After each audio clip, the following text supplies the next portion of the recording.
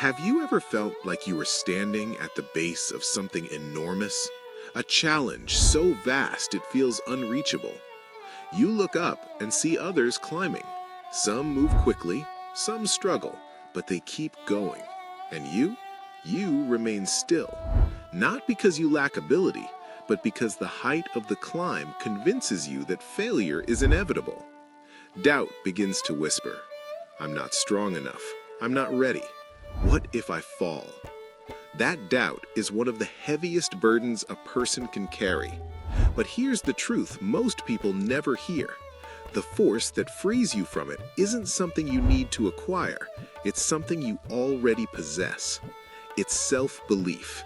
Not arrogance, not denial of weakness, but a quiet, grounded certainty that says, "This is difficult, and I am capable of difficult things." Self-belief is the foundation behind every meaningful achievement. Without it, even talent freezes. With it, ordinary people accomplish extraordinary outcomes. Every invention, every masterpiece, every breakthrough started as a fragile idea in someone's mind. What turned those ideas into reality wasn't luck or genius. It was belief. Belief that it was possible. Belief that they were capable of seeing it through. They were doubted. They failed repeatedly. They faced resistance. But belief acted as their compass, guiding them forward when everything else said stop. Let me tell you a story. In a quiet village lived an elderly potter, respected for the elegance and precision of her work. One afternoon, a young apprentice arrived at her workshop, holding the broken remains of a vase. Her hands trembled. "I can't do this," she said. "I've tried again and again. Every time it cracks. I don't have the gift." The old potter didn't scold her. She didn't offer comfort without substance.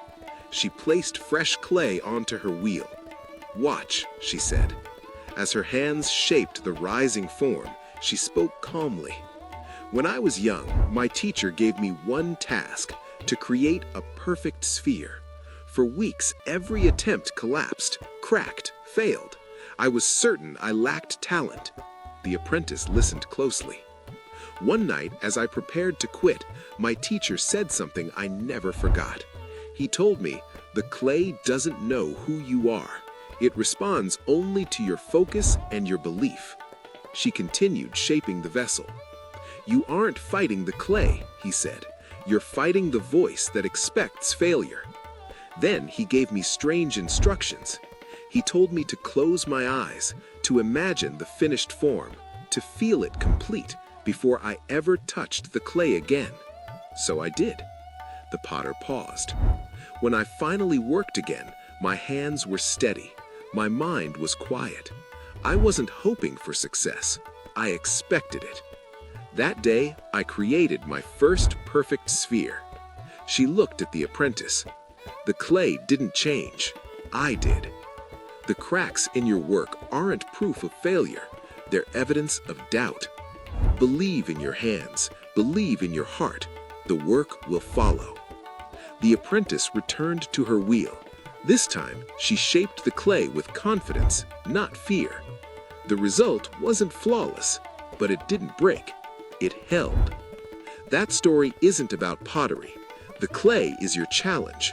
The cracks are your setbacks, and the potter is you. Success isn't reserved for the gifted. It belongs to those who believe long enough to keep going. So how do you build self-belief? You practice it. Challenge the inner voice that predicts failure. Replace certainty of loss with curiosity. What if I succeed? What if I grow from this? Recognize small progress. Show up. Try again. Survive difficult days. Each step forward strengthens belief. Choose your environment wisely.